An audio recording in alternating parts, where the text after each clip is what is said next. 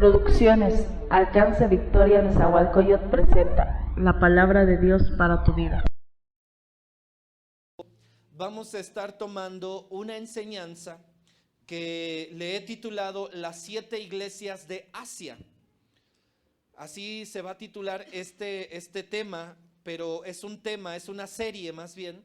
Es una serie de temas que vamos a estar revisando durante prácticamente 8 semanas, quiere decir que son 2 meses. Durante estos 2 meses vamos a estar hablando del tema Las 7 iglesias de Asia. ¿Está conmigo? ¿Quiénes saben cuáles son esas 7 iglesias de Asia? Levante su mano los que lo saben. Una persona, 2 personas. Muy bien. Le pude haber puesto como título también Las 7 iglesias del Apocalipsis. ¿Verdad? Que las 7 iglesias de Asia son las que se mencionan en el libro del Apocalipsis, pero casi siempre que usa uno la palabra Apocalipsis, como que la iglesia siente calambres, ¿verdad? Entonces preferí no ponerle las 7 iglesias del Apocalipsis, sino más bien las 7 iglesias de Asia. Y las 7 iglesias de Asia son las 7 iglesias que se mencionan en el libro del Apocalipsis, y vamos a estar hablando de cada una de ellas. Son 7 iglesias a las cuales, ¿verdad?, en el libro de Apocalipsis, el apóstol Juan tuvo una revelación. De hecho, la palabra Apocalipsis significa revelación. ¿Está conmigo? La palabra Apocalipsis no significa muertos, desastre, chamucos, demonios. No, la palabra Apocalipsis significa revelación. Ese es su significado, hermano. Cuando decimos Apocalipsis, fue una revelación que tuvo el apóstol Juan en la isla de Patmos cuando estaba preso. Él estaba prisionero, así como aquí en México existía algún tiempo San Juan de Ulúa, ¿verdad? O las Islas Marías, que eran unas islas y ahí llevaban a los presos. En aquel tiempo también existía la isla de Patmos y ahí llevaron preso al apóstol Juan, y él estando preso, estando prisionero, ahí en esa isla se le presentó ni más ni menos que el Señor, nuestro Señor Jesucristo, se le presentó a Juan y le dio toda la revelación del Apocalipsis, entre ellas lo que habló acerca de las 7 iglesias de Asia. Yo le quiero decir que en aquel entonces no es que existieran 7 iglesias, había muchas más, porque se había sembrado ya en mucho. El libro de la Revelación o de Apocalipsis se dice que más o menos se pudo haber dado entre el 90, en el año 90 y el 100 después de Cristo. ¿Está conmigo? Entre el año 90 y 100 después de Cristo fue cuando esa revelación llegó al apóstol Pablo. Ya él ya era un anciano, ya no era el joven discípulo de Jesús que caminó con él por el año 30. ¿Está conmigo? Sino que ya era un anciano, ya era un hombre de edad que estaba incluso preso en la isla de Patmos, y ahí él tuvo una revelación, se le presentó el Señor Jesucristo, le mostró todo lo que era el libro de Apocalipsis, y habiendo muchas iglesias en aquel tiempo, le hizo referencia solamente a 7 de ellas, ¿verdad? Ahora bien, miramos la escritura con la que abrimos el día de hoy. Hoy no vamos a hablar de ninguna de las 7 iglesias, hoy vamos a hacer la introducción al tema. ¿Está conmigo? En las 7 iglesias vamos a comenzarlas a mirar desde la siguiente enseñanza, pero hoy vamos a tener la introducción al tema de estas 7 iglesias, las 7 iglesias de Asia, ¿verdad? Porque estaban ubicadas en esa parte del planeta, en Asia, ¿verdad? Y por eso es que le puse este título, amén, las 7 iglesias de Asia, y vamos a estar hablando de cada una de ellas. Cada una de ellas va a traer su propia enseñanza, va a traer su propia convicción, y vamos a aprender por medio de ellas también. Pero consideré que antes de entrar al tema de las iglesias de Asia, tenía yo que hablar sobre una situación importante, lo valioso, lo importante de la iglesia. Cuando yo comencé con esta escritura de Efesios, habla ahí acerca de maridos, amen a sus mujeres, ¿verdad? Y quizás alguien pensó, ya sé de qué va a predicar, ¿verdad? Ya se nos va a dar otra vez marro de que el esposo, la esposa, de que se casen, de que esto y de que el otro. Bueno, esas se las debo para la siguiente. Pero no, en esta ocasión no vamos a hablar de los esposos y de los maridos. Es solamente una analogía, es una comparación que el apóstol Pablo está haciendo cuando le escribió a la iglesia de Éfeso, porque esto está en Efesios. Y le escribió a la iglesia de Éfeso comparando la relación del esposo y la esposa con la relación de Cristo Jesús con la iglesia. ¿Verdad que sí? Porque por eso dice ahí, ¿verdad? Primeramente habla acerca de una enseñanza clara entre la relación entre el esposo y la esposa. Y por eso dice en el versículo 22, las casadas estén sujetas a sus propios maridos como al Señor. Porque, y muchos maridos ahí dicen, amén, aleluya, eso es lo mío, dele, pastor. Porque el marido es cabeza de la mujer, así como Cristo es cabeza de la iglesia, la cual es su cuerpo y Él es su Salvador.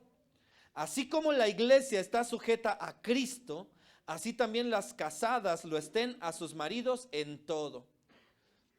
Este versículo, hermano, hasta el mundano se lo sabe, hermano. El pagano se lo sabe, el que nunca viene, el que le deja que su esposa venga, pero él no viene. De por ahí alguien le dijo, ¿qué? Dile que en la Biblia viene, que se someta, que se sujete, que no sé qué. Sí, claro que sí, pero después dice el 25, maridos, amad a vuestras mujeres, así como Cristo amó a la iglesia y se entregó a sí mismo por ella. Ahí también a los maridos, sí, quieres que se sujete, pero ámala, como Cristo amó a la iglesia, que hasta fue capaz de dar su vida por la iglesia. ¿Está conmigo? ¿Cuántos maridos aman a sus mujeres así? ¿Capaz de dar su vida por su mujer? O llega el de la renta y tú dile que no tenemos hoy. Si en ese pequeño detalle no eres capaz de hacerlo tú, entonces no diga que es capaz de dar la vida por su esposa.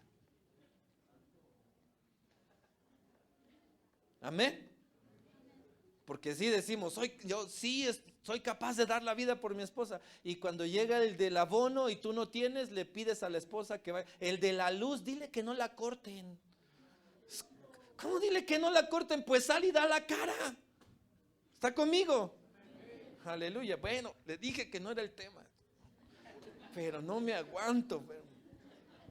Bueno, maridos, amen a sus mujeres, así como Cristo amó a la iglesia y se entregó a sí mismo por ella. Y dice, para santificarla, habiéndola purificado en el lavamiento del agua por la palabra. Y dice el versículo 27, a fin de presentársela a sí mismo. Fíjate cómo es esto. Quiere decir que Cristo Jesús amó a la iglesia de tal manera que se entregó a sí mismo por ella y la lavó, la limpió, trabajó en ella a fin de presentársela a sí mismo para decir, esta es mi amada, esta es la iglesia por la cual yo di mi vida. No viene ya sucia, no viene ya mala ni dañada, ahora viene sana y purificada por la misma sangre que yo derramé por ella. Amén. Qué tremendo, hermano. A fin de presentársela a sí mismo una iglesia gloriosa, que no tuviese mancha ni arruga ni cosa semejante, sino que fuese santa y sin mancha. Amén. Para que podamos tomar el tema de las iglesias, tenemos que hablar de la iglesia primeramente. Dice aquí, hermano, que a fin de presentársela a sí mismo, y quiero hacer énfasis donde dice, a fin de presentársela a sí mismo, y dice, ¿cuántas iglesias? Ahí dice, ¿no? ¿Cuántas iglesias? Una iglesia, hermano. Una iglesia. Ahí es algo bien importante, hermano. Cuando la palabra de Dios, hermano, nos hace referencia así, a fin de presentarse a sí mismo Cristo Jesús, presentarse a la iglesia, dice para presentarse una iglesia gloriosa, que no tuviese mancha ni arruga ni cosa semejante, sino que fuese santa y sin mancha. Pero ¿cuántas iglesias se va a presentar? Una. Quiere decir, hermano, que la iglesia tiene que ser una, hermano. Una iglesia. Yo ahorita le decía, voy a dar el tema de las 7 iglesias de Asia. Y entonces decimos, a ver, o estamos o no estamos. ¿Por qué dice una y por qué dice ahora que son 7 y de pronto que yo soy de esta iglesia y que allá hay otra iglesia y que allá hay otro ministerio y que allá hay otra denominación y que no sé qué? Mire, como quiera que sea, Cristo Jesús murió, entregó su vida. Y él, hermano, va a regresar una vez más por su iglesia y va a venir por una iglesia, hermano. ¿Está conmigo? Ahora diríamos, híjole, ¿cuál será? ¿Seremos nosotros? ¿O será llamada final que está más grandota? ¿Verdad? ¿O será voz de Dios? ¿O será Genezaret? ¿O cuál será? ¿O las palomas? ¿Está más cerquita del cielo? No, hermano. Cuando dice la Biblia que viene por una iglesia se refiere a una iglesia mundial, hermano. Una iglesia mundial donde están involucrados todos aquellos que aceptaron y recibieron a Cristo Jesús como su Señor y Salvador. Es decir, hermano, que aún aquellos que están en una sierra donde ni siquiera hay un local, donde ni siquiera quizás hay un pastor, simplemente ellos recibieron a Cristo, hermano, y ellos forman parte de la iglesia santificada y purificada que nuestro Señor Jesucristo se va a desposar con ella y se la va a presentar a sí mismo, una sola iglesia sin mancha y sin arruga, hermano. Amén. En algún tiempo no fue así, hermano. De hecho, la palabra iglesia no la encontramos en el Antiguo Testamento. Usted lee el Antiguo Testamento y no encuentra jamás la palabra iglesia, porque no existía la iglesia, hermano. En aquel tiempo incluso, hermano, Dios mostraba su misericordia y hablaba a la gente y tuvo un pueblo, Él escogió un pueblo, el pueblo de Israel. Amén. Y el pueblo de Israel, hermano, fue llamado, fue convocado, fue escogido, fue consagrado por Dios. Por ser buenos, la Biblia dice que no. Por ser los mejores, la Biblia no muestra que haya sido escogido porque fueran los mejores. Porque eran una nación grandísima, no, apenas eran un puñado de gente. ¿Por qué? Porque Dios los amó. ¿Está conmigo? Porque Dios los amó y contra eso ni tú ni yo podemos hacer nada. Berrinches, pataleos, ahí está el Señor, hágaselo a ellos, a Él digo, ¿verdad? Así de esa manera, hermano, vemos que en el Antiguo Testamento no existía la palabra iglesia, pero Dios llamó una nación, llamó un pueblo, y este pueblo estaba dividido por tribus. Amén. Esa palabra sí la encontramos en el Antiguo Testamento, la palabra tribu. Y la palabra tribu, hermano, lamentablemente muchas veces la usamos mal, la usamos inadecuadamente, hermano. ¿Verdad? Hay gente que oye la palabra tribu y se imagina así como inditos, ¿verdad? Como así como que, o como que de pronto hay gente segregada, hermano. Y no, las tribus, hermano, eran fuertes. Las tribus eran una forma de gobierno sólido, donde había, hermano, una autoridad, donde había un gobierno, donde había un jefe, donde se hacían las cosas conforme a lo que el jefe mandaba, lo que el jefe ordenaba. Y en el tiempo del Antiguo Testamento, Dios estableció una nación llamada Israel, pero que estaba dividida en 12 tribus. ¿Está conmigo? Lamentablemente, hermano, a veces usamos los términos mal, ¿verdad? La palabra tribu a veces como que se le da una mala interpretación. Hoy en día hasta tenemos lo que les llaman tribus urbanas, ¿verdad? Las tribus urbanas son las divisiones en las ciudades grandes, como su perfil de cada persona, ¿verdad? Y por ahí están los ya caducados emos, ¿verdad? Los darquetos, los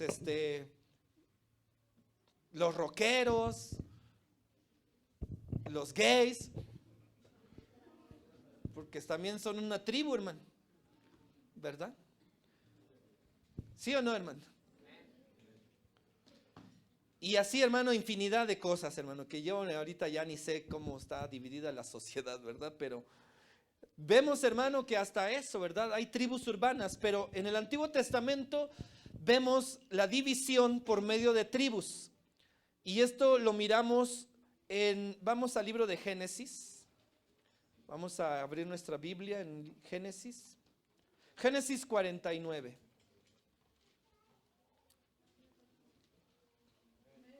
Amén. Y aquí en Génesis 49, lo que nos escribe aquí es la bendición de un hombre llamado Jacob. Y Jacob tuvo 12 hijos, de los cuales surgieron las 12 tribus de Israel. Vamos a leer un poquito para tener una idea qué pasó con ellos. Bueno, un poquito, casi vamos a leer mucho. Sígame con su vista ahí en Génesis 49:1. ¿Está ahí? Dice la palabra del Señor: y llamó Jacob a sus hijos y dijo: juntaos y os declararé lo que os ha de acontecer en los días venideros. Juntaos y oíd, hijos de Jacob, y escuchad a vuestro padre Israel. Y ahí comienza a mencionar las tribus. Primeramente, Rubén: tú eres mi primogénito, mi fortaleza y el principio de mi vigor, principal en dignidad, principal en poder, impetuoso como las aguas, no serás el principal. Por cuanto subiste al lecho de tu padre, entonces te envileciste subiendo a mi estrado. Simeón y Leví, que son otras tribus. Simeón y Leví son hermanos, armas de iniquidad son sus armas. En su consejo no entre mi alma, ni mi espíritu se junte en su compañía, porque en su furor mataron hombres y en su temeridad desjarretaron toros. Maldito su furor, que fue fiero, y su ira, que fue dura. Yo los apartaré en Jacob y los esparciré en Israel. Judá, que es otra de las tribus: te alabarán tus hermanos, tu mano en la cerviz de tus enemigos, los hijos de tu padre se inclinarán a ti. Cachorro de león, Judá, de la presa subiste, hijo mío, se encorvó, se echó como león, así como león viejo, ¿quién lo despertará? No será quitado el cetro de Judá, ni el legislador de entre sus pies, hasta que venga Silo, y a él se congregarán los pueblos, atando a la vid su pollino, y a la cepa el hijo de su asna. Lavó en el vino su vestido, y en la sangre de uvas su manto, sus ojos rojos del vino, y sus dientes blancos de la leche. Zabulón, que es otra tribu: Zabulón en puertos de mar habitará, será para puerto de naves, y su límite hasta Sidón. Isaacar, asno fuerte que se recuesta entre los apriscos, y vio que el descanso era bueno y que la tierra era deleitosa, y bajó su hombro para llevar y sirvió en tributo. Dan, es otra de las tribus: juzgará a su pueblo como una de las tribus de Israel. Será Dan serpiente junto al camino, víbora junto a la senda, que muerde a los talones del caballo y hace caer hacia atrás al jinete. Tu salvación esperé, oh Jehová. Gad, otra tribu: ejército lo acometerá, mas él acometerá al fin. El pan de Aser será sustancioso, y él dará deleites al rey. Neftalí, uno más: sierva suelta que pronunciará dichos hermosos. Rama fructífera es José, rama fructífera junto a una fuente, cuyos vástagos se extienden sobre el muro. Le causaron amargura y le asaetearon y le aborrecieron los arqueros, mas su arco se mantuvo poderoso y los brazos de sus manos se fortalecieron. Por las manos del fuerte de Jacob, por el nombre del pastor, la roca de Israel, por el Dios de tu padre, el cual te ayudará, por el Dios omnipotente, el cual te bendecirá. Con bendiciones de los cielos de arriba, con bendiciones del abismo que está abajo, con bendiciones de los pechos y del vientre. Las bendiciones de tu padre fueron mayores que las bendiciones de mis primogenitores. Hasta el término de los collados eternos serán sobre la cabeza de José y sobre la frente del que fue apartado de entre sus hermanos. Benjamín, la última de las tribus, es lobo arrebatador. A la mañana comerá la presa y a la tarde repartirá los despojos. Amén. Perdón, hermano, quise leer todo el capítulo porque ahí miramos la bendición que Jacob le está dando a sus hijos, a sus 12 hijos, hermano. Y es ahí, hermano, donde Jacob les está diciendo que cada uno de ellos va a tener bendiciones. Y mira, no solamente está dando bendiciones, sino que también está dando maldiciones, hermano. ¿Habrá alguien que maldiga a sus hijos? Yo sé que no se da muy seguido, hermano, ¿verdad? Ojalá y que no sea el caso, hermano. A veces dice uno, santo Dios, ¿verdad? Mujeres que ya tienen tiempo en la iglesia y todas le dicen a su hijo, hijo de tu tal por cual. Dices, ¿cómo es posible? Y con esa boquita alaba al Señor, ¿verdad? Pero qué tremendo. Bueno, Pues aquí vemos que Jacob, hermano, no solamente bendijo a sus hijos, sino que también maldijo a algunos de ellos. Quizás usted lo notó, o los que ya tienen un poquito más de enseñanza lo identificaron, pero ahí, por ejemplo, nos habló primeramente de Rubén. ¿Sabe que Rubén era el primogénito? Y el primogénito era el que iba a recibir todo, hermano. Y hasta él decía, ¿qué? ¿Yo para qué estudio? Soy el primogénito. Aleluya. ¿Qué? ¿Yo para qué trabajo? Soy el consen, ¿verdad? Pero ¿sabes qué hizo Rubén? No vamos a detenernos ahí, pero usted vio ahí cómo Jacob habló hacia su hijo. Le dice, mira, le dice, te envileciste subiendo a mi estrado, subiste al lecho de tu padre. ¿Sabe qué hizo Rubén un día? Se metió con las concubinas de su papá, con sus mujeres. Y parecía que no había pasado nada, parecía que a Jacob se le había olvidado, porque ahí estaba Rubén cuando le estaba dando las bendiciones. ¿Y sabe qué le dijo? Cuando Rubén estaba seguro de que la casa es mine. Aleluya. Gloria a Dios. ¿Está conmigo, hermano? De perdiz el bocho que está ahí. No sirve, pero pues aunque sea ese se me va a quedar. ¿Y sabe qué? Cuando le dijo Jacob a Rubén, no serás el primero, por cuanto te envileciste subiendo a mi lecho. Y entonces fíjate, no solamente se bendice, sino se maldice. A veces los hijos creen que tienen puros derechos, pero también tienen obligaciones. ¿Cuántos dicen amén? ¿Cuántos papás están conmigo? Aleluya. ¿Verdad? Los hijos no solamente tienen que demandar sus derechos, sino tienen que cumplir con sus obligaciones para recibir las bendiciones, ¿verdad? Si no, ni pida, ¿verdad? Porque aquí imagínate, Rubén avergonzado delante, su padre ya está muriendo y los está bendiciendo a todos. A unos les está diciendo, tú serás fuerte, a otros tú serás poderoso, tú tendrás bendiciones, y a otros diciendo, tú ni te me pares enfrente. Algunos dicen, aunque no quieras, soy tu hijo.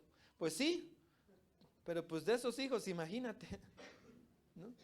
Tuvo 12 hijos Jacob, y a los 12 hijos, hermano, les dio bendición, y ya vimos de remate, como dijo mi esposa, no que estén de remate, pero de remate o de rebote le tocó maldición a Rubén, y también, hermano, a Simeón y Leví, porque Simeón y Leví son los que mataron a todo un pueblo cuando Dina, su hermana, fue violada por ellos.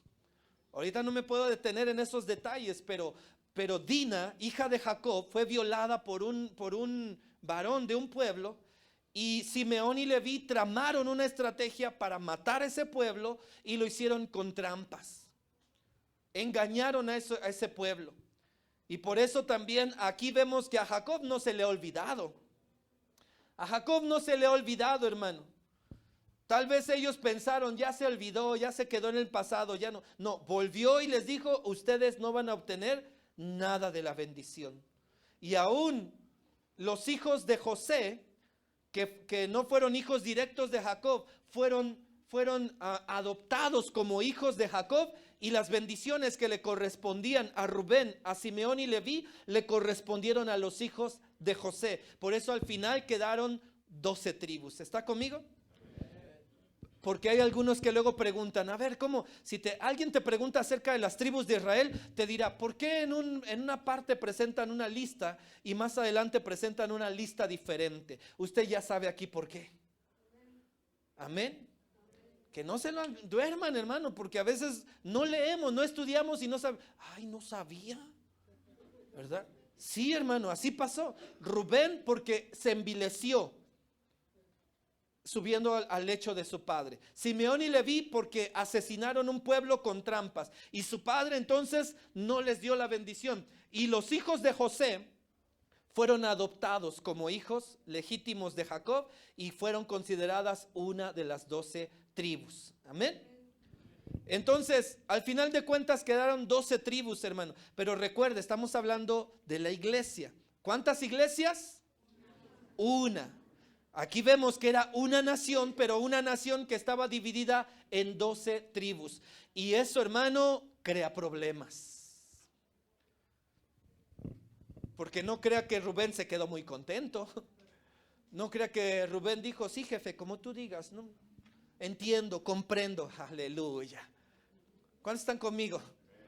Que Rubén dijera, sí, tiene razón mi jefe, sí, la regué, sí, cierto, pues no me merezco. Uy, hermano. Rubén, hermano, somos rubenitas y ahora como rubenitas vamos a pelear. ¿Y a poco crees que le voy a dejar al Benjamín mis cosas? Aleluya. ¿A poco crees que estoy dispuesto a dejarle a Isaacar, a Dan, a Neftalí mis cosas? No, pues ¿qué pasó? Tal vez mi jefe no me quiso bendecir, pero yo voy a pelear por la bendición. Y eso fue lo que sucedió, hermano. Cuando se dividen las cosas en tribus o las situaciones en tribus, ahí, hermano, lo que vino, hermano, fue una situación bien tremenda, bien terrible. De ahí surgieron las 12 tribus, los rubenitas, los simeonitas, los judíos, ¿verdad? Que en un tiempo eran judaítas, ¿verdad? Zabulonitas, danitas, gaditas y todos esos, hermano. Eran 12 tribus. Y parecía, hermano, que todo estaba bien. Qué bueno, hermano, que el papá trajera la bendición y el hijo se conformara y dijera, tienes razón, la regué, me equivoqué. No fue así. Vinieron, hermano, problemas entre las 12 tribus de Israel y formaban una nación.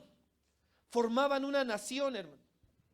A mí me sorprende, hermano, cuando veo gente que habla de su barrio, que habla de su calle, que habla de su escuela, que habla de su salón, hermano, como si fuera algo por qué luchar. Está conmigo, hermano.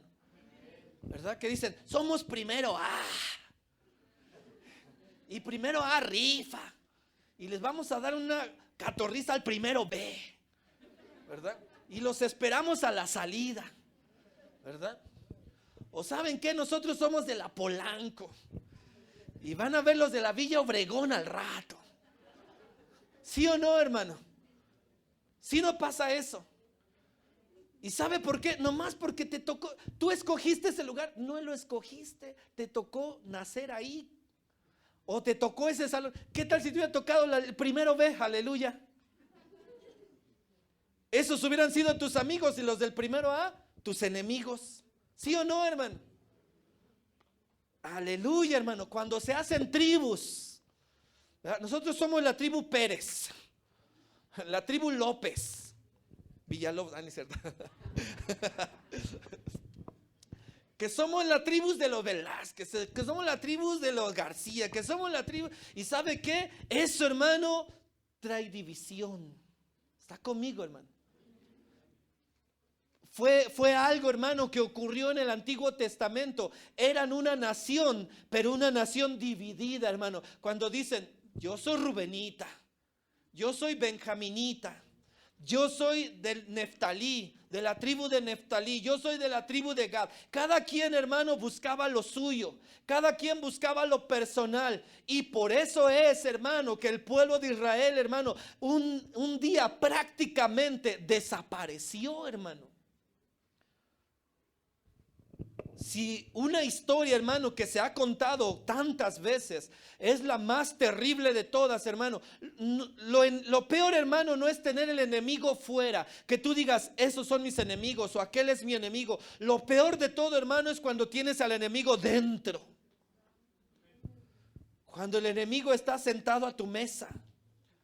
Cuando el enemigo duerme junto a ti, aleluya. Cuando el enemigo, hermano, está en casa. Eso, hermano, es bien peligroso. Tú dices, del vecino me cuido, pero de este, ¿cómo me cuido? Aleluya. Si casi siempre me dice, yo contigo, soy tu hermano, valedores hasta el último. Y de pronto, hermano, te das cuenta que no es así. Eso sucedió en el Antiguo Testamento, hermano. El libro de los Jueces nos narra momentos tan terribles, hermano, tan dignos de una historia de horror, hermano, que un país, que una nación, hermano, se hacía pedazos entre ellos mismos. No tenían que venir los filisteos, hermano. No tenían que venir, hermano, de ninguna otra nación a pelear contra Israel. Israel entre sí mismo se estaba agarrando a trancazos, hermano. Israel entre sí mismo, las mismas tribus de Israel, hermano. Y eso cómo duele, hermano. Si usted viera cómo un papá se siente cuando sus hijos andan de la greña. ¿Cómo se siente uno cuando que uno no tiene otro argumento?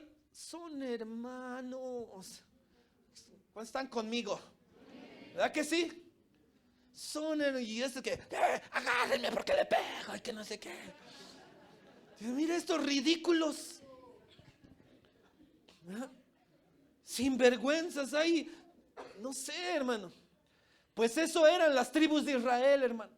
Las tribus de Israel estaban divididas, las tribus de Israel estaban separadas. Las tribus de Israel, en lugar de hacer una nación fuerte, en lugar de hacer una nación sólida, en lugar de hacer una nación, hermano, que pudiera hacer las cosas bien, hermano. En su tiempo, hermano, las tribus de Israel se dañaron a sí mismas. Hay una historia terrible, hermano, ahí en el libro de los Jueces, que se conoce, hermano, como el peor tiempo del pueblo de Israel, hermano. ¿Está conmigo? Qué bueno dijera uno que bueno, pues allá está la metropolitana primera sección y la metropolitana segunda y la metro tercera, gloria a Dios. Pero todas somos Nesa. No de pronto, pero yo soy de la primera, ¿no? Y no vengan por aquí porque ustedes son de tercera, ¿no? Imagínate qué cosas, peleando por cosas insignificantes, hermano. Ahí en el libro de Jueces hay una historia digna de horror, hermano. Jueces 19. No sé si nos dé tiempo de leerlo todo, hermano, pero gloria a Dios. Con esos amenes me da para leerlo todo. Gloria a Dios. Jueces 19. Mire nomás. En aquellos días, cuando no había rey en Israel, o sea que no había quien dirigiera, hubo un levita de la tribu de Leví que moraba como forastero en la parte más remota del monte de Efraín, el cual había tomado para sí mujer concubina de Belén de Judá. Y su concubina le fue infiel, y se fue de él a casa de su padre, a Belén de Judá, y estuvo allá durante 4 meses. Se levantó su marido y la siguió para hablarle amorosamente y hacerla volver. Desde ahí ya me suena a ¿qué? Laura o la otra del 13, no sé. Imagínate. Y se levantó su marido y la siguió para hablarle amorosamente y hacerla volver. Y llevaba consigo un criado y un par de asnos, y ella le hizo entrar a la casa de su padre. Y viéndole el padre de la joven, salió a recibirle gozoso, y le detuvo su suegro, el padre de la joven, y quedó en su casa 3 días comiendo y bebiendo y alejándose ahí. Nos vamos a brincar un poquito porque ahí viene una historia ahí como de que el suegro quería retenerlo más. Hasta el 10. Ahí, después de varios días que el suegro le insistió que se quedara, ahora ya se va. Dice en el 10. Mas el hombre no quiso pasar allí la noche, sino que se levantó y se fue. Y llegó hasta enfrente de Jebús, que hoy en día es Jerusalén. En aquel entonces era Jebús porque estaban los jebuseos todavía allí. No era pueblo de Israel. ¿Está conmigo? Quiero hacer esta anotación. Dice ahí que este hombre levita llegó hasta enfrente de Jebús, que hoy en día es Jerusalén, pero en aquel entonces se llamaba Jebús porque todavía no pertenecía a Israel. Estaban allí los jebuseos, con su par de asnos ensillados y su concubina. Estando ya junto a Jebús, el día había declinado mucho, y dijo al criado a su señor: ven ahora y vámonos a esta ciudad de los jebuseos para que pasemos en ella la noche. Fíjate, el criado le dice al Señor: vamos a entrar a Jebús. ¿Está conmigo, hermano? Vamos a entrar a Jebús. Jebús no era de Israel. El levita era hebreo, era israelita. ¿Está conmigo? Y su señor le respondió, versículo 12, y su señor le respondió: no iremos a ninguna ciudad de extranjeros. Oiga lo que dice este hombre: no nos meteremos, no iremos, no nos hospedaremos en ninguna ciudad de extranjeros que no sean de los hijos de Israel, sino que pasaremos hasta Gabaá. donde está la gente de nuestra tierra. Y dijo a su criado: ven, sigamos hasta uno de esos lugares para pasar la noche en Gabaa o en Ramá, que eran pueblo de Israel. Pasando pues caminaron y se les puso el sol junto a Gabaa, que era de Benjamín, o sea, de la tribu de Benjamín. Y se apartaron del camino para entrar a pasar allí la noche en Gabaa, y entrando se sentaron en la plaza de la ciudad, porque no hubo quien los acogiese en casa para pasar la noche. Mire, hasta ahí le dejamos ahorita. Este hombre, levita, se aventó un tiro con su mujer, ¿sí o no? Su mujer se fue, lo dejó, lo abandonó. Y él, bueno, la fue a buscar, y cuando la fue a buscar, la trajo de vuelta a su casa. Y en el camino, bueno, pues se hizo tarde. Y ya haciéndose tarde, ¿verdad? Iba por ahí, ¿verdad? Por una colonia de los jebuseos, ahí por Lago Azul tal vez. Y que le dijeron, y le dice el criado: vamos a descansar aquí. Y él dijo: no, vamos a llegar hasta la Metro Tercera, Polanco 242, ahí estoy seguro. ¿Está conmigo? Le dice: no, dice, no nos quedaremos en tierra de extranjeros, vámonos al lugar donde hay pueblo, donde hay familia, donde hay gente de nosotros. Ahí en Gabaa, donde está la tribu de Benjamín, que son de Israel. Llegaron, hermano, y dice que tuvieron que irse a sentar a la plaza porque no hubo ni un benjaminita. Los miró y dijeron: ay, levita mugroso. Ay, ¿ya viste? ¿Ya viste ese levita cómo se viste? Ay, ¿verdad? Parece reggaetonero, ¿no? Así, hermano, en esas actitudes, ¿verdad? Y no hubo, escúcheme lo que digo, no hubo ni un benjaminita que quisiera recibir en su casa a este levita que eran pueblo de Israel. Ni uno solo, hermano. Dice que, mire, si la historia sigue. He aquí en el 16. Y he aquí un hombre viejo que venía de su trabajo del campo al anochecer, el cual era del monte de Efraín. Él no era benjaminita, él era efraínita. ¿Está conmigo? Dice: y entonces era del monte de Efraín y moraba como forastero. Es decir, que él era forastero desde hace años en Gabaa. Ya estaba acostumbrado a que los benjaminitas fueran así. Pero los moradores de aquel lugar eran hijos de Benjamín. Y alzando el viejo los ojos, vio a aquel caminante en la plaza de la ciudad y le dijo: ¿a dónde vas y de dónde vienes? Y él respondió: pasamos de Belén de Judá a la parte más remota del monte de Efraín, de donde soy. Y había ido a Belén de Judá, mas ahora voy a la casa de Jehová y no hay quien me reciba en casa. Aleluya. Pues no que somos familia. Nosotros tenemos paja y forraje para nuestros asnos, y también tenemos pan y vino para mí y para tu sierva y para el criado que está con tu siervo. No nos hace falta nada, es decir, no venimos a dar molestias. Y el hombre anciano dijo: paz sea contigo, tu necesidad toda quede solamente a mi cargo, con tal que no pases la noche en la plaza. Mejor un extranjero le dio hospedaje a este levita que los mismos del pueblo de Israel, porque él era levita y estos eran benjaminitas. ¿Está conmigo, hermano? Créame, hermano, que es bien duro esto, hermano. Cuando mi hijo va a una escuela que está aquí por el estadio, donde hay varias escuelas, ¿verdad? Está el CETIS, está el bachiller, está el CONALEP, y luego se andan peleando entre las escuelas, hermano. ¿Verdad? Que porque yo soy del CETIS, que porque yo soy del CONALEP, que porque yo soy del bachilleres, ¿verdad? Y mira, ¿y si te hubiera tocado en la otra escuela?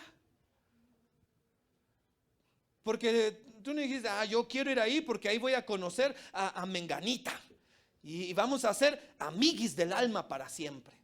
No, estás ahí, comenzaste una historia pues porque así tiene que ser. Pero no quiere decir que por eso ya vamos a defender los colores y vamos a defender nuestra posición y que pese y si te gusta y si te parece, ¿no? Estamos peleando por ridiculeces, hermano. A veces nuestra vida personal se está cayendo a pedazos, hermano, y estamos defendiendo tonterías, hermano. Una esquina. Defendiendo una esquina, cuidando la tiendita de la esquina, hermano. ¿Verdad? Ahí parece que somos centinelas de una esquina y el municipio ni te paga por estar cuidando la esquina, ¿verdad? Así, hermano. Y estos hombres, los benjaminitas, no quisieron recibir al levita y mejor otro extranjero lo tuvo que recibir. Peor todavía. ¿Usted cree que esto es de terror? Todavía no hemos visto nada, hermano. Versículo 21. Y los trajo a su casa y dio de comer a sus asnos y se lavaron los pies y comieron y bebieron. Versículo 22. Pero cuando estaban gozosos, he aquí que los hombres de aquella ciudad, hombres perversos, ojo con esa palabra perversos, rodearon la casa golpeando a la puerta y hablaron al anciano, dueño de la casa, diciendo: saca al hombre que ha entrado en tu casa para que lo conozcamos. Este es uno de los versículos más horribles que puedan existir en la Biblia. Muchas veces pensamos, pero si la Biblia es la palabra de Dios, sí, pero Dios nos trae enseñanza. Cuando dice ahí la palabra hombres perversos, se refiere, hermano, a hombres que cambiaron la costumbre de enamorarse de las mujeres. Homosexuales, maricones, gays. Perdón, hermano, yo sé que de pronto, ay, ¿cómo dicen esas palabras en el púlpito? Pero eso eran, hermano.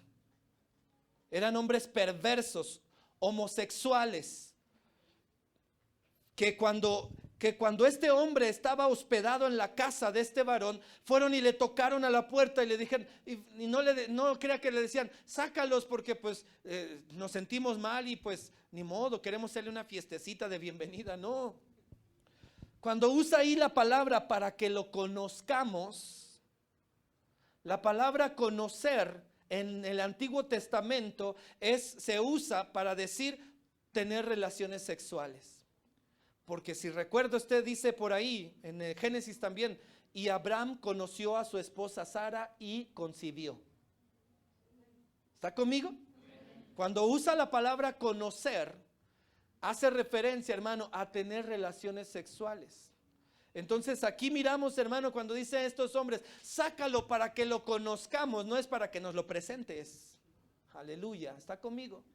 Sino que es para que queremos tener intimidad con Él, queremos tener relaciones con Él. Por eso lo que sigue después, si alguien no entiende esto, diría, ¿por qué tanto argüendes si nomás lo querían saludar? ¿Está conmigo? Pero ya con esto usted puede entender lo que sigue. Dice el versículo 23, y salió el dueño de la casa y les dijo, no, hermanos míos, os ruego que no cometáis este mal. Ya que este hombre ha entrado en mi casa, no hagáis esta maldad. Cualquiera podría decir, ay, qué exagerado, pues si nomás lo quieren saludar. No, hermano, lo querían violar, perdón, hermano. Pero eso es lo que querían hacer, querían violar a este varón y porque eran homosexuales, hermano. Esto se parece mucho a cuando estaba lo de Sodoma y Gomorra, ¿se acuerda?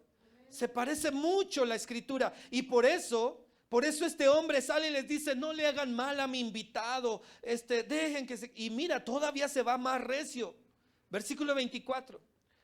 He aquí mi hija virgen y la concubina de él, yo se las sacaré ahora, humilladlas y haced con ellas como les parezca, y no hagas a este hombre cosa tan infame. Uy, cuántas hermanas dicen, ¿qué le pasa? ¿Están aquí, hermanas? ¿Está entendiendo lo que se está escribiendo aquí? Está diciendo, no le hagan mal a mi invitado, él trae a su mujer y yo tengo a mi hija virgen, se la sacaré y hagan con ellas lo que quieran. Pero a mi invitado no le hagan nada. Perdón, hermano, no quiero disculpar la Biblia, pero quiero decirle que en aquel tiempo, pues la vida de una mujer valía muy poco en comparación con la de un varón. ¿Está conmigo, no? No como hoy le dijeron, tenemos retiro de mujeres en Oaxaca. ¿Cuántas mujeres quieren ir? ¿Cuántas mujeres van a ir? Porque aquí no es de que, no, ustedes no. Ciudadanas de tercera clase, no. Tiene que ir, tiene que estar, pero en aquel entonces, hermano, así era. Fíjate qué cosa que el padre de familia dice, aquí tengo estas mujeres, las sacaré, humillarlas, hagan lo que quieran con ellas, pero a mi invitado que es varón, no lo toquen. 25, mas aquellos hombres no le quisieron oír, por lo que tomando aquel hombre a su concubina la sacó. O sea, el varón que estaba en la casa, invitado, sacó a su concubina. ¿Qué no había ido por ella para decirle, pues, ¿qué pasó ya? ¿Me perdonas? Sí, ¿me perdonas? Sí, la regué. No fue por ella, y no ya la traía de regreso. Y ahora, hermano, al verse en esta situación, la sacó. Dice, por lo que tomando aquel hombre a su concubina la sacó,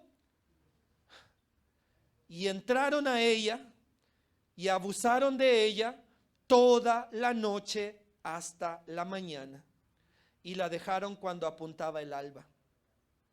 Y cuando ya amanecía, vino la mujer y cayó delante de la puerta de la casa de aquel hombre donde su señor estaba, hasta que fue de día. Versículo 27. Y se levantó por la mañana su señor. Aleluya. ¿Durmiste bien? Y se levantó por la mañana su señor y abrió las puertas de la casa y salió para seguir su camino. Y he aquí la mujer, su concubina, estaba tendida delante de la puerta de la casa con las manos sobre el umbral. ¿Se puede usted imaginar esa imagen, hermano? La mujer dañada, lastimada. Él le dijo, fíjate lo que él le dijo, levántate y vámonos. Santo Dios. Pero ella no respondió. Entonces la levantó el varón y echándola sobre su asno, se levantó y se fue a su lugar. La mujer ya estaba muerta, hermano. La mujer ya estaba muerta. Si con trabajos pudo llegar al umbral de la puerta, y ahí perdió su vida, hermano. Toda la noche siendo violada, abusada, mancillada, vejada. Terrible, hermano. Y esta mujer entonces se murió. Lo que levantó el varón fue un cadáver. ¿Está conmigo? Y llegando a su casa tomó un cuchillo y echó mano de su concubina y la partió por sus huesos en 12 partes. Y la envió por todo el territorio de Israel, y todo el que veía aquello decía, jamás se ha hecho ni visto tal cosa.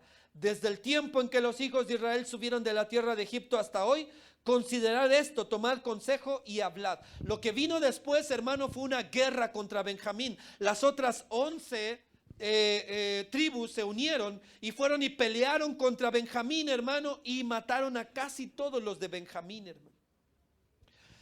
La idea que le quiero dar, hermano, para ya no tomar mucho tiempo más, finalmente, hermano, es que cuando hay tribus, hermano, las tribus no pueden tener, hermano, un mismo sentir. No pueden tener un mismo corazón.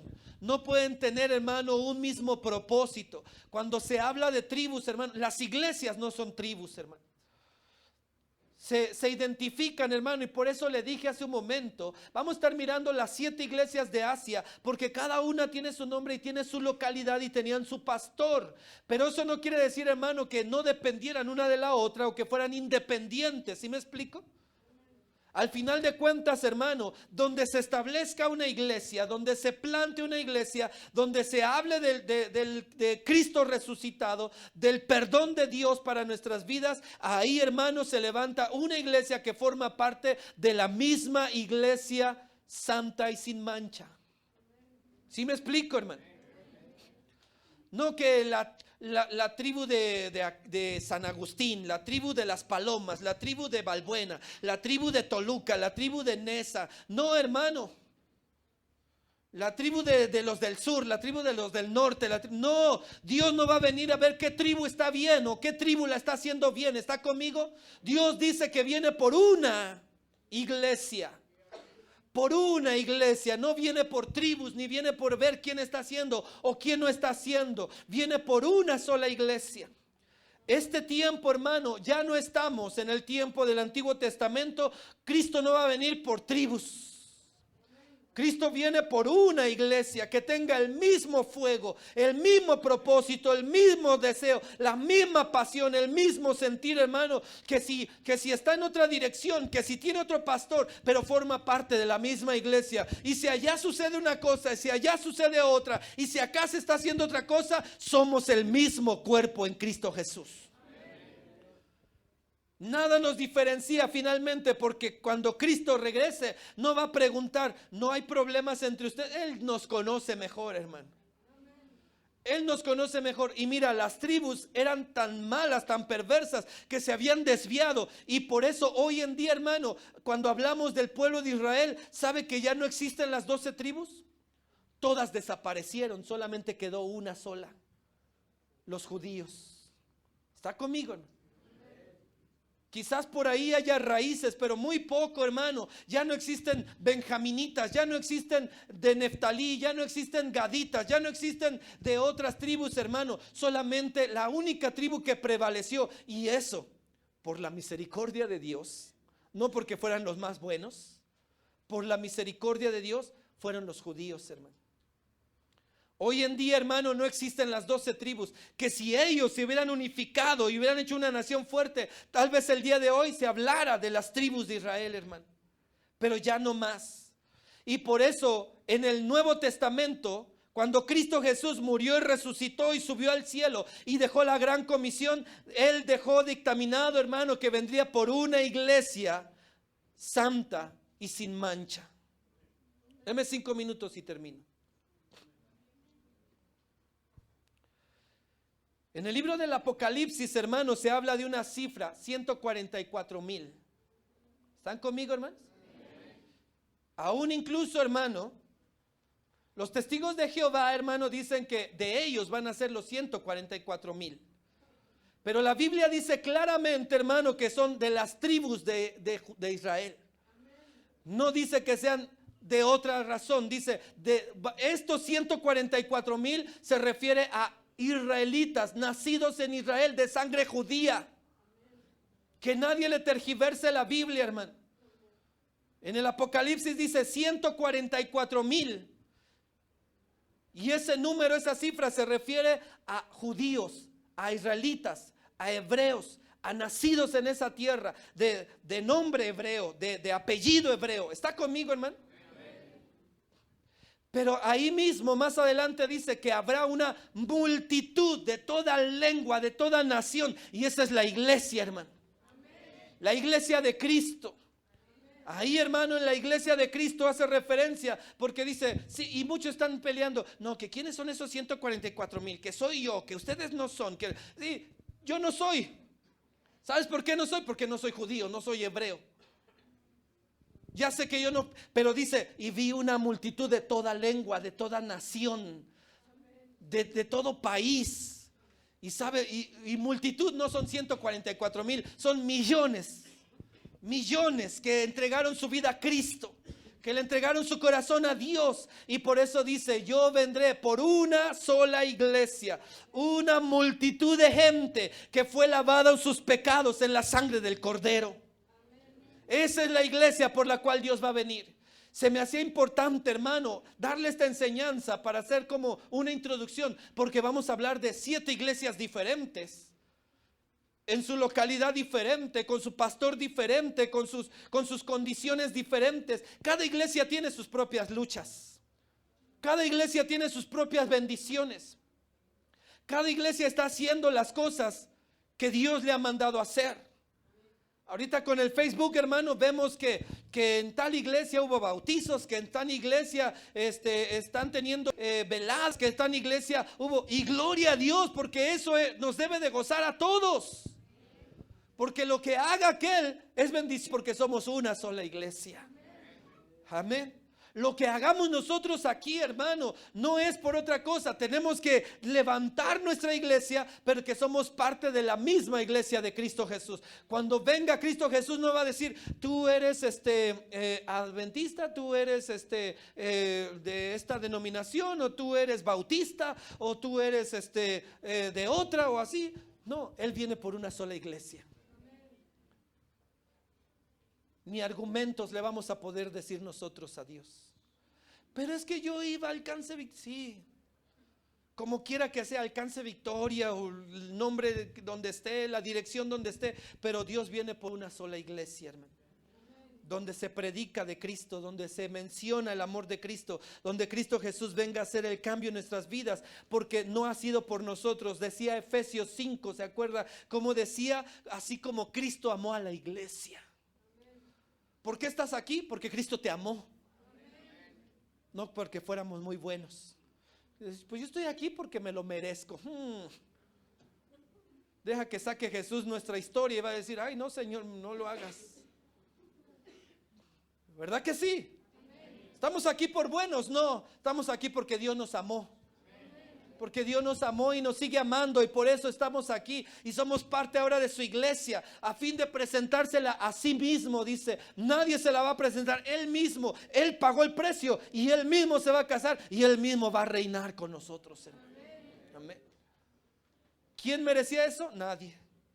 Pero hoy le damos gracias a Dios porque no estamos en un gobierno de tribus.